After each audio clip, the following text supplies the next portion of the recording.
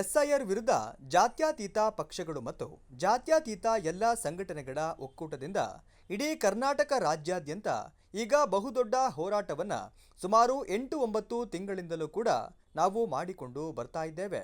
ಬಿಹಾರ ಮತ್ತು ಪಶ್ಚಿಮ ಬಂಗಾಳದಲ್ಲಿ ಆದಂತಹ ಅನಾಹುತ ಇಲ್ಲಿ ಆಗಬಾರದು, ಅಷ್ಟೊಂದು ಜನರನ್ನ ಮತದಾರರ ಪಟ್ಟಿಯಿಂದ ಹೊರಗಿಟ್ಟಿದ್ದೀರಿ, ಇಲ್ಲಿ ಆಗಬಾರದು ಅನ್ನುವ ರೀತಿಯಲ್ಲಿ ನಾವು ಇಷ್ಟೊಂದು ಹೋರಾಟ ಮಾಡಿಕೊಂಡು ಬಂದಿದ್ದರೂ ಸಹ ಇವತ್ತು ಮೊದಲನೇ ಪಟ್ಟಿಯಲ್ಲಿ 1,50,59,288 ಜನರನ್ನ ಮತದಾರರ ಪಟ್ಟಿಯಿಂದ ಪರಿಶೀಲನೆ ನೆಪದಲ್ಲಿ ಹೊರಗಿಟ್ಟಿದ್ದಾರೆ ಎಂದು ಎದ್ದೇಳು ಕರ್ನಾಟಕ ರಾಜ್ಯ ಸಂಘಟನಾ ಸಂಚಾಲಕರಾದ ಗೌಸ್ ಮೊಹಿಯುದ್ದೀನ್ ಹೇಳಿದರು.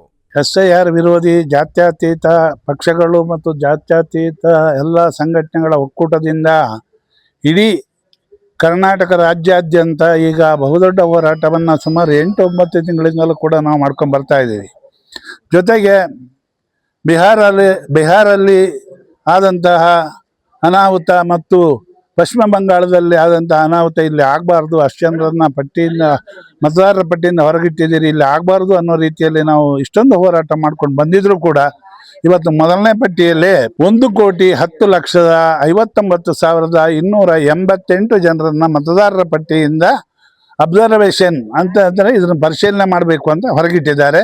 ಯಾಕೆ ಇದನ್ನು ಹೊರಗಿಟ್ಟಿದ್ದಾರೆ ಅಂದರೆ ಇವರು ತರಾತುರಿಯಲ್ಲಿ ಇವತ್ತು BLOಗಳನ್ನು ಕಳಿಸಿಬಿಟ್ಟು ಅವರ ಜನಗಣತಿ ಎಲ್ಲಿ ವೋಟ್ ಮಾಡಿದ್ರು, ಯಾವಾಗ ಮಾಡಿದ್ರು, 2002ರಲ್ಲಿ ಮಾಡಿದ್ರ, ಎಲ್ಲಿದ್ರು ಅಂತ ಕೇಳುವಂಥ ಸಂದರ್ಭದಲ್ಲಿ ತರಾತುರಿಯಲ್ಲಿ BLOಗಳನ್ನ ಕಳಿಸಿಬಿಟ್ಟು ಜನಗಣತಿಯಲ್ಲಿ ಎಲ್ಲಿ ವೋಟ್ ಮಾಡಿದ್ರು, ಯಾವಾಗ ಮಾಡಿದ್ರು, 2002ರಲ್ಲಿ ಮಾಡಿದ್ರ, ಎಲ್ಲಿದ್ರು ಅಂತ ಕೇಳುವ ಸಂದರ್ಭದಲ್ಲಿ ಕೆಲವರು ಬೇರೆ ಕಡೆ ಕೆಲಸಕ್ಕೆ ಅಥವಾ ಇತರೆ ಕಾರಣಗಳಿಗೆ ಹೋದಾಗ ಅವರ ಮಾಹಿತಿ ಸಿಗುವುದಿಲ್ಲ.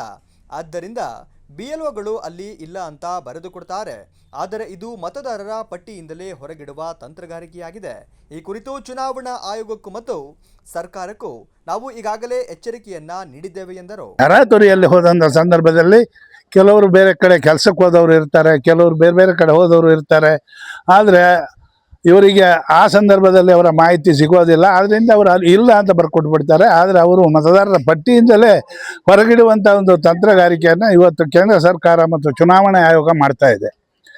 ಚುನಾವಣಾ ಆಯೋಗಕ್ಕೆ ನಾವು ಈ ಹಿಂದೆನೇ ಎಚ್ಚರಿಕೆಯನ್ನು ಕೊಟ್ಟಿದ್ದೇವೆ, ಸರ್ಕಾರಕ್ಕೂ ಎಚ್ಚರಿಕೆಯನ್ನು ಕೊಟ್ಟಿದ್ದೇವೆ. ಇವರ ಉದ್ದೇಶ ಏನಪ್ಪ ಅಂದರೆ ಎಲ್ಲ ದಲಿತರನ್ನು, ಆದಿವಾಸಿಗಳನ್ನು, ಗಿರಿಜನರನ್ನು ಮತ್ತು ಮುಸಲ್ಮಾನರನ್ನು ಬೇರೆ ಬೇರೆ ಕಡೆ ಹೋಗಿ ಕೆಲಸ ಮಾಡುವಂಥ ಅತಂತ್ರ ಸ್ಥಿತಿಯಲ್ಲಿರುವಂಥ ಎಲ್ಲ ಜನರನ್ನು ಈ ಮತದಾರರ ಪಟ್ಟಿಯಿಂದ ಹೊರಗಿಟ್ಟು ಬರೀ ಶ್ರೀಮಂತರು, ಕಾರ್ಪೊರೇಟ್ಗಳಿಗೆ ಮತ್ತು ಜಮೀನ್ದಾರರಿಗೆ ಮಾತ್ರ ವೋಟ್ ಹಾಕುವಂಥ ಕೆಲಸವನ್ನು ಮಾಡುವಂಥ ಒಂದು ತಂತ್ರಗಾರಿಕೆಯನ್ನು ಈ ಚುನಾವಣೆ ಆಯೋಗದ ಮೂಲಕ ಕೇಂದ್ರ ಸರ್ಕಾರ ಮಾಡ್ತಾ ಇದೆ.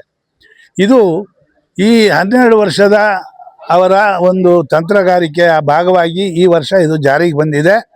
ಅದಲ್ಲದೆ ಇವರು ಕುಂಭಮೇಳದ ಸಂದರ್ಭದಲ್ಲೂ ಕೂಡ ಅವರು ಏನು ಹೇಳಿದರು ಅಂದರೆ 101 ಪುಟದ ಒಂದು ಸಂವಿಧಾನವನ್ನು ಕೊಟ್ಬಿಟ್ಟು ಇಲ್ಲಿ ಬಡವರಿಗೆ, ಅವಿದ್ಯಾವಂತರಿಗೆ ವೋಟ್ ಮಾಡುವ ಹಕ್ಕು ಕೊಟ್ಬಿಟ್ರೆ ಈ ದೇಶ ಒಳ್ಳೇದಾಗೋದಿಲ್ಲ, ಈ ದೇಶ ಉದ್ಧಾರ ಆಗಬೇಕಾದ್ರೆ ವಿದ್ಯಾವಂತರಿಗೆ ಕೊಡಬೇಕು, ಶ್ರೀಮಂತರಿಗೆ ಕೊಡಬೇಕು, ದೊಡ್ಡ ದೊಡ್ಡ ಕಾರ್ಪೊರೇಟರ್ಗಳಿಗೆ ಮತದಾನ ಮಾಡುವ ಹಕ್ಕನ್ನು ಕೊಡಬೇಕು ಅಂತ ಬಹುಶಃ ಅದನ್ನು ಹಿಂಬಾಗಿಲಿಂದ ಈಗ ಜಾರಿ ಮಾಡ್ತಾ ಇದ್ದಾರೆ. ಇದನ್ನು ಇಡೀ ಈ ದೇಶದ ಜನ ಯಾವತ್ತೂ ಕೂಡ ಒಪ್ಕೊಳ್ಳೋದಿಲ್ಲ. ಈಗ ಬಿಹಾರ ಮತ್ತು ಪಶ್ಚಿಮ ಬಂಗಾಳದಲ್ಲಿ ಏನು ಹೊರಗಿಟ್ಟಿದ್ದಾರೆ ಆ ರೀತಿ ಕರ್ನಾಟಕದಲ್ಲಿ ಆದರೆ ದೊಡ್ಡ ಅನಾಹುತ ಇವರಿಗೆ ಕಾದಿದೆ. ಯಾವುದೇ ಕಾರಣಕ್ಕೂ ಕರ್ನಾಟಕ ಜನ ಇದನ್ನು ಸುಮ್ಮನೆ ಇರೋದಿಲ್ಲ. ಕರ್ನಾಟಕ ಜನ ಪ್ರಜ್ಞಾವಂತರಿದ್ದಾರೆ ಮತ್ತು ಪ್ರತಿಯೊಬ್ಬರು ಕೂಡ ಎಲ್ಲ ಜಾತಿ ಧರ್ಮವನ್ನು ಬಿಟ್ಟು ಎಲ್ಲರೂ ಕೂಡ ಅನ್ಯೋನ್ಯತೆಯಿಂದ ಬದುಕ್ತಾ ಇದ್ದಾರೆ. ಒಬ್ಬರಿಂದ ಒಬ್ಬರಿಗೆ ಬೇಕೇ ಬೇಕು. ಯಾವುದೇ ಕಾರಣಕ್ಕೂ ಈ ರೀತಿಯಾದಂತಹ ಮತದಾರರ ಪಟ್ಟಿಯಿಂದ ಡಿಲೀಟ್ ಆಗಬಾರ್ದು.